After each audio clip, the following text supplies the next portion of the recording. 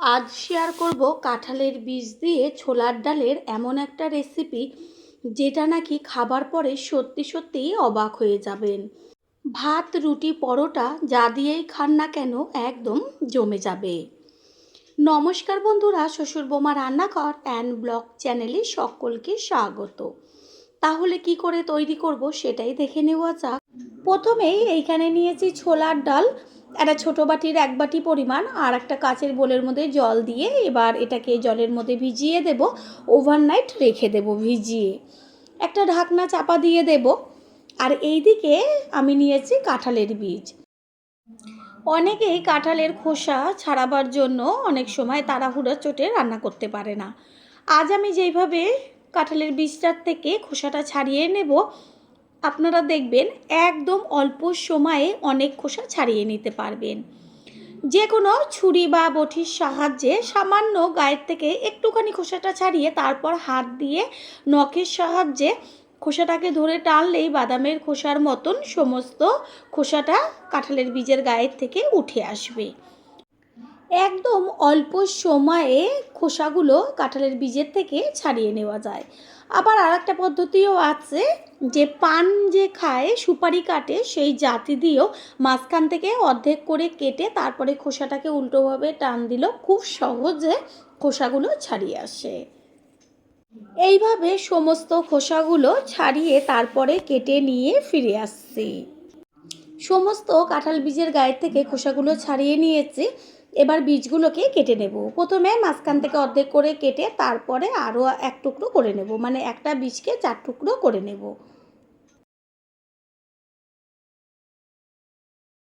সমস্ত বীজগুলো 4 টুকরো করে কেটে নেওয়া হয়ে গেল।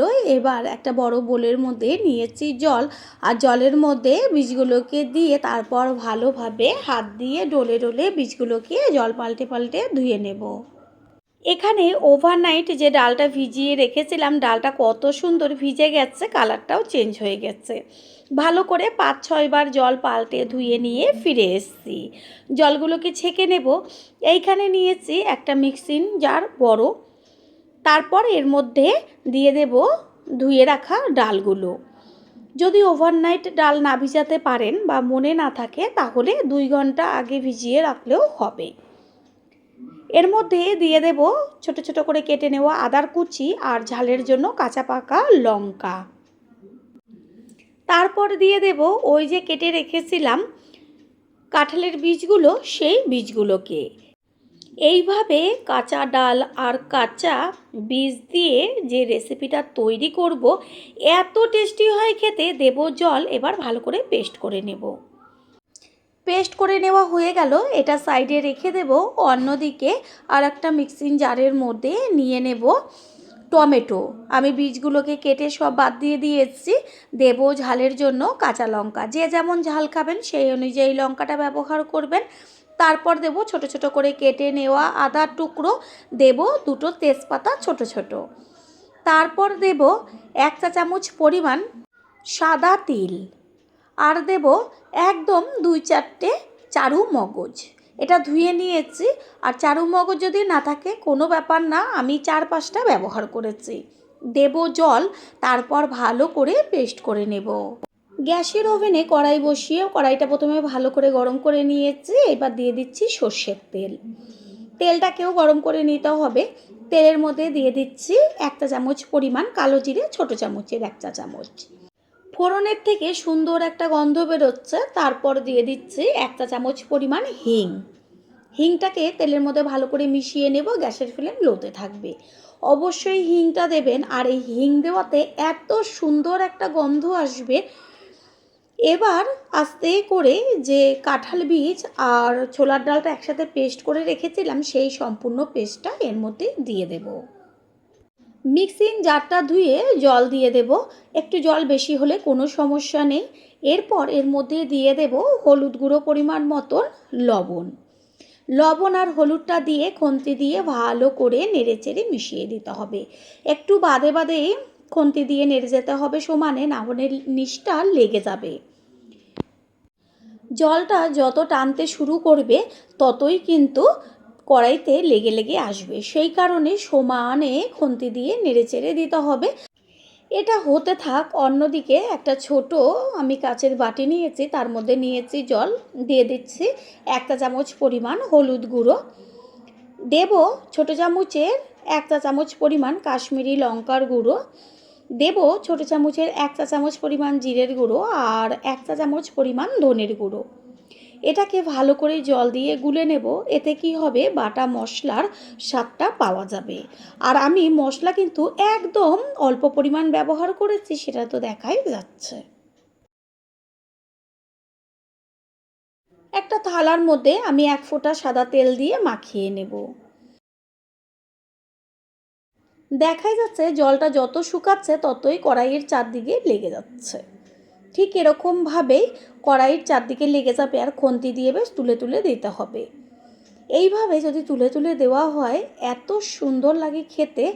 আর এটা একটা বেশ মাখা মাখা হয়ে যাবে, একদম শুকিয়ে শুকিয়ে যাবে, সেই পর্যায়ে নামাতে হবে।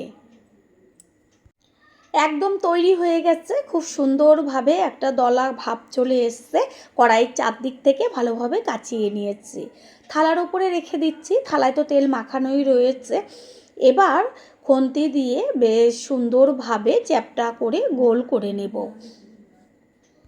হাত দিয়ে চেপে চেপে বেশ একদম সমান করে নিয়েছি ওপরের দিকটা।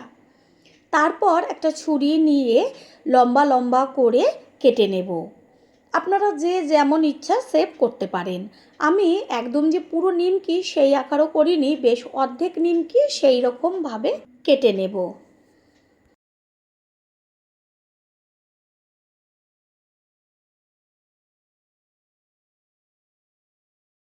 সবগুলো পিস করে নেওয়া হয়ে গেল। গ্যাসের ওভেনে কড়াইটা বসিয়ে ভালো করে কড়াইটা গরম করে নেব। কড়াই গরম হয়ে গেছে, এবার এর মধ্যে দিয়ে দিচ্ছি সাদা তেল।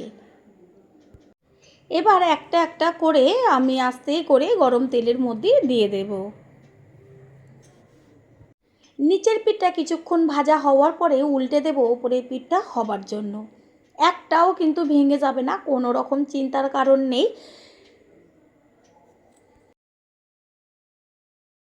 দুই পিঠই খুব সুন্দরভাবে ভাজা হয়েছে। এগুলো শুধু খেতেও যেমন ভালো লাগবে চা কফির সাথে, তেমন কিন্তু গরম গরম ভাতের সাথে একটা শুকনো লঙ্কা ভাজা দিয়ে অসাধারণ লাগবে। প্রথম ব্যাচেরগুলো তুলে নিয়েছি, আর একইভাবে আরও যেইগুলো রয়েছে সেগুলোকে ভেজে নেব। পুরনো বন্ধুদের সবসময় আমাদের পাশে এইভাবে ভালোবেসে থেকে এগিয়ে নিয়ে যাবার জন্য অনেক অনেক ভালোবাসা।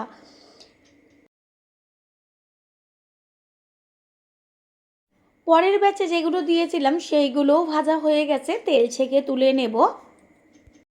বেঁচে থাকা তেলের মধ্যে দিয়ে দেব ডুমো করে কেটে নেওয়া আলু। আলুর মধ্যে দেব লবণ আর 1/2 চা চামচের থেকেও কম পরিমাণ হলুদ গুঁড়ো। হলুদ আর লবণটাকে মিশিয়ে নিয়ে তেলের মধ্যে আলুগুলোকে ভালো করে ভেজে নেব। এমনভাবে ভাজতে হবে যেন ভাজাতেই অর্ধেকের বেশি সিদ্ধ হয়ে যায়।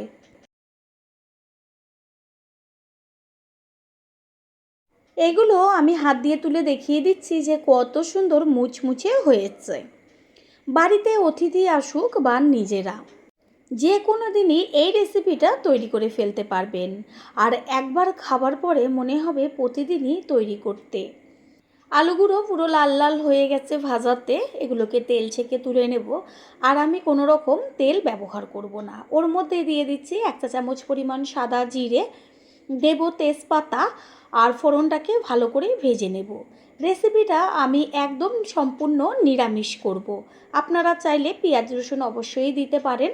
দিয়ে দিচ্ছি 1 চা চামচ হিং ফোড়ন। যেহেতু নিরামিষ রান্না সেই কারণে হিংটা ব্যবহার করলে স্বাদ আর গন্ধ দুটোই কিন্তু একদম অসাধারণ। হিংটা দেওয়ার পরে সাথে সাথেই দিয়ে দেব ওই যে আমি মশলাগুলো একসাথে পেস্ট করে রেখেছিলাম সেই মশলার পেস্ট। দেব মিক্সিং জার ধোয়া জল। তারপর গ্যাসের ফ্লেম হাই করে দিয়ে 2 থেকে 3 মিনিট মতন কষিয়ে নেব। মশলাটা টকবক করে ফুটতে শুরু করেছে।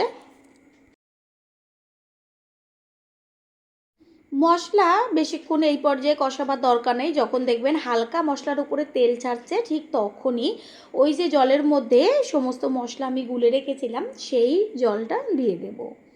গ্যাসের ফ্লেম হাইতেই থাকবে। তারপর একসাথে সব মশলাগুলো কষিয়ে নেব। এবার মশলার কাঁচা গন্ধটা যাওয়া পর্যন্ত মশলাটাকে কষাতে হবে। দিয়ে দিচ্ছি স্বাদ অনুযায়ী লবণ, লবণটাকে মিশিয়ে নেব।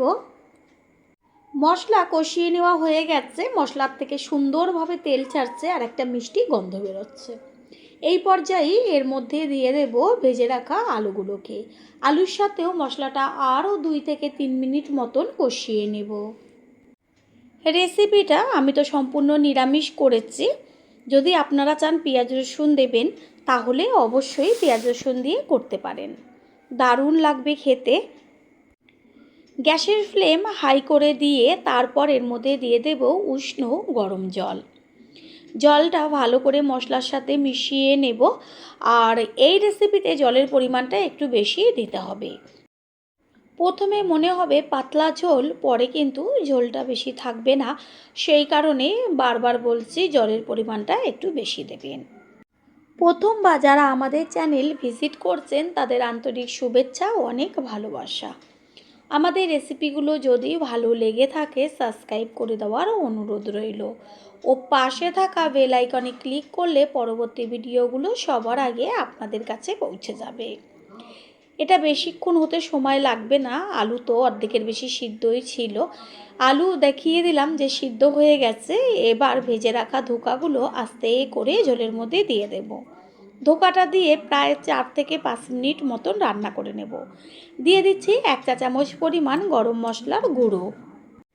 বন্ধুরা, আপনারা যে যেইখান থেকে ভিডিওটি দেখছেন অবশ্যই কমেন্টের মাধ্যমে জানাবেন। আপনাদের ধন্যবাদ জানাতে পারলে সত্যিই আমরা ভীষণ আনন্দিত হব। কারণ আপনাদের করা কমেন্টসগুলো পেয়ে আমরা এতটাই উৎসাহিত হই পরের ভিডিওগুলো তৈরি করার জন্য।